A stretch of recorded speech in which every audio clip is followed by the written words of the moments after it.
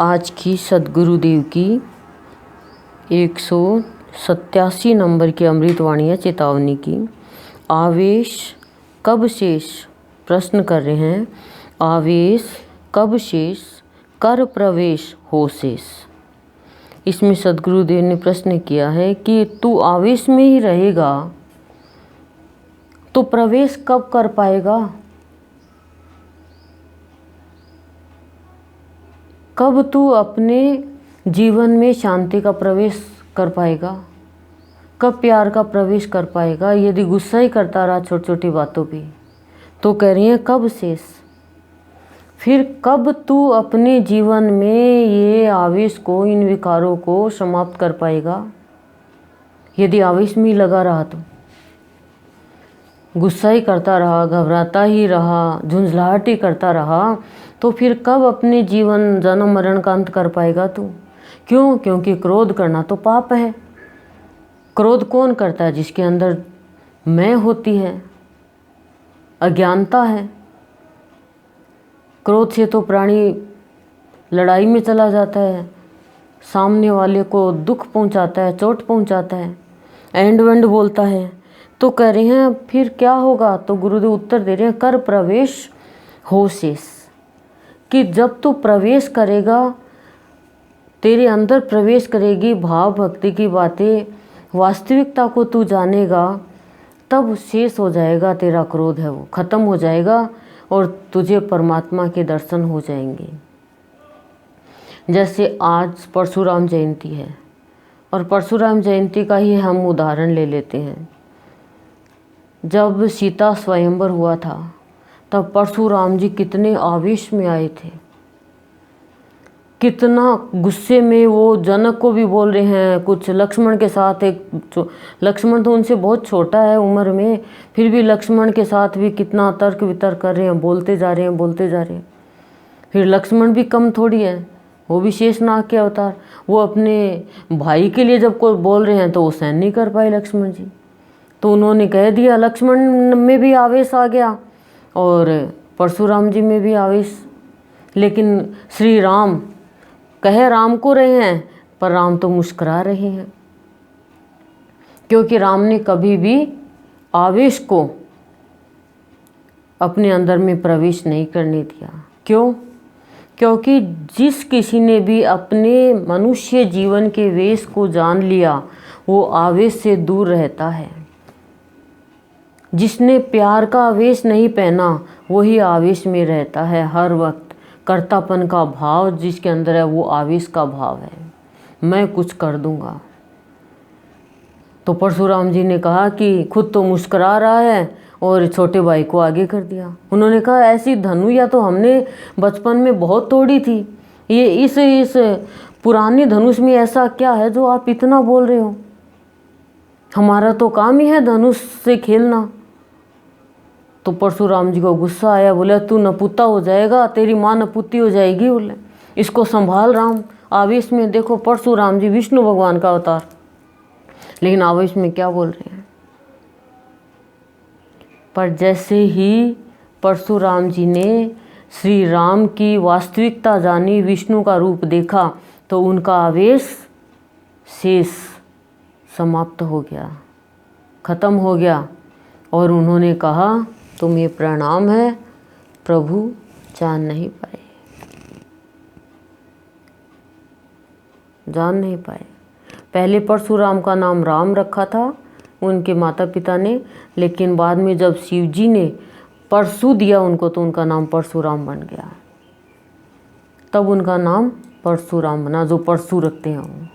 तो कह रहे हैं गुरुदेव कि आवेश में प्राणी कभी भी प्रवेश नहीं कर पाता है, यानी वो अपने आवेश का अंत नहीं कर पाता है जब तक वो प्रवेश नहीं करेगा, वास्तविकता को नहीं जानेगा, शांति का प्रवेश नहीं होगा।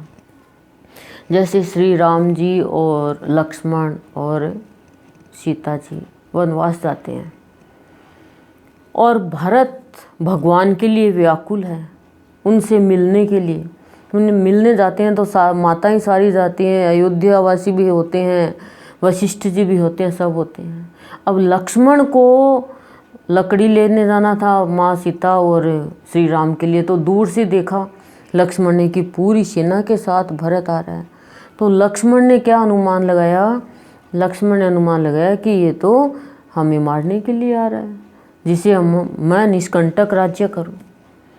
अब लक्ष्मण आवेश में आ गया, आवेश में आके भरत को मारने के लिए धनुष बाण उठा लेता है कि भैया वो आ गया, भैया वो आ गया, वो आपको मारने आ गया। तो राम ने कहा कि चाहे सूरज इधर से इधर हो जाए, लेकिन भरत जैसा भाई मिलने का नहीं है। भरत मार नहीं सकता, तुझे गलत फहमी हुई है लक्ष्मण। लक्ष्मण नहीं माना। लक्ष्मण ने कहा भैया मैंने देखा है, वो मिलने आता तो अकेला आता, ये चतुरिंगनी सेना के साथ क्यों आ रहा है? और जैसे ही भरत जाता है, धनुष बाण उठा के निकलता है मारने के लिए, भरत को निकलने के लिए होता है, वैसे ही आकाशवाणी होती है कि सावधान, तू जैसा सोच रहा है वैसा नहीं है, भरत तो अपने भाई से मिलने आ रहा है तो बड़ा दृष्टांत, लेकिन अब तो टाइम ज़्यादा हो जाएगा। तब वास्तविकता लक्ष्मण ने जानी, और जानते ही लक्ष्मण शांत हो गया, आवेश का अंत हो गया। तो कहने का तात्पर्य क्या है? आवेश तो भगवान का अवतार है, उनको भी आता है तो नुकसान देता है सामने वालों को, पास पड़ोस वालों को। पर संत की भक्ति जो होती है, संत का जो आचरण होता है, उसमें आवेश नहीं होता है। संत को चाहे कितना भी नुकसान पहुंचाओ, संत को कितने भी अपशब्द बोलो, संत को कितना भी अनादर करो संत का, लेकिन संत हमेशा राम की जैसे जीवन जीते हैं, राममय जीवन जीते हैं। राम का राज्य होता है संत के रोम रोम में। संत कहते हैं आवेश यदि आपके जीवन में है तो आप अपने वेश को लज्जित कर रहे हो। कोई भी हमारा अपमान कर रहा है तो वो अपमान करने वाले का ही हो रहा है, जिसका कर रहा है उसका काहे का अपमान। सब क्या कहेंगे, अरे इसकी आदत खराब है, अपमान कर रहा है। परशुराम जी को के ऊपर ही सबको गुस्सा आया कि परशुराम जी राम के ऊपर और आवेश दिखा रहे हैं, जबकि राम तो शांत स्वरूप है। तभी तो कहते हैं संतों में सारे देवी देवताओं का निवास स्थान है। क्यों? क्योंकि संत शांत स्वरूप है, और भगवान भी शांताकारम भुजंग शयनम है, और संत भी शांताकारम भुजंग शयनम, जो सांप पे सोकर भी शांत रहे। तो गुरुदेव हमें यही समझाना चाह रहे हैं कि तुम मेरा सत्संग करते हो, मेरी भक्ति करते हो, और तुम्हें जरा सी कोई कान में झूठी सच्ची बात बता दे, तुम आवेश में आके सामने वाले को नुकसान पहुंचा देते हो, तुम्हारा जीवन खराब करते हो और समय खराब करते हो। लेकिन किसी के लिए यदि तुम गलत कर रहे हो अच्छे के लिए, तो उसमें उसका नुकसान नहीं होगा। भरत का क्या नुकसान हुआ? अंदर में लक्ष्मण का ही हुआ ना, आवेश में। लक्ष्मण तो आवेश में ही रहता हमेशा। तो यही हमें गुरुदेव कह रहे हैं। अब गुरुदेव जैसे भाव दे रहे हैं दूसरा, आवेश अच्छा भी है। हनुमान जी को आवेश आया, माता सीता को लंका में देख करके उनको आवेश आया तो उन्होंने लंका जला दी, वो आवेश अच्छा है। अब कोई हमारे भगवान को, हमारे गुरुदेव को, हमारे सत्संग को कोई बदनाम करे, कोई गलत करे, उस समय भी यदि हम बैठे हैं तो फिर इसका मतलब हमारे अंदर में हमारे जीवन के वेश को ही हमने नहीं जाना। हनुमान जी ने आवेश अपनाया, क्यों? क्योंकि वो शांति रूपी सीता को रावण परेशान कर रहा था, अहंकार, तो सारी लंका को जला दिया भगवान ने, नहीं सहन कर पाए भगवान।